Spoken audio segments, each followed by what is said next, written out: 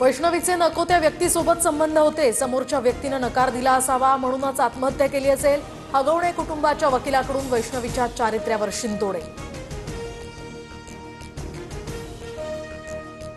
जो हगवणेंच्या वकिलाच्या कानशिलात लावेल त्याचा मी सत्कार करेन, रोहिणी खडसे यांचं ट्विट। हगवणेंच्या वकिलानं वैष्णवीच्या चारित्र्याविषयी युक्तिवाद केल्यानं सर्व स्तरातून संताप व्यक्त।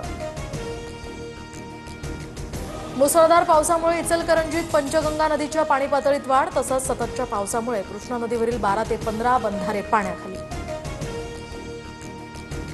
मुसळधार पावसामुळे सोलापूर जिल्ह्यातल्या नद्या दुथडी भरून वाहू लागल्या। सीना नदीच्या पाणी पातळीत वाढ झाल्यामुळे प्रशासनाकडून नागरिकांना सतर्कतेच्या सूचना।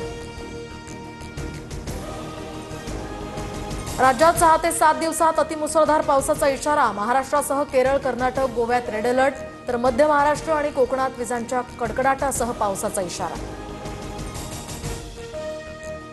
केंद्र सरकारकडून खरीप पिकांच्या किमान हमीभावात वाढ, तुरीसाठी 8,000 रुपये किमान हमीभाव जाहीर, तर मकासाठी 2,400 रुपये हमीभावाची घोषणा। देशात कोरोनाचे 1200 रुग्ण, आतापर्यंत कोरोनामुळे 14 जणांचा तर महाराष्ट्रात 6 जणांचा मृत्यू।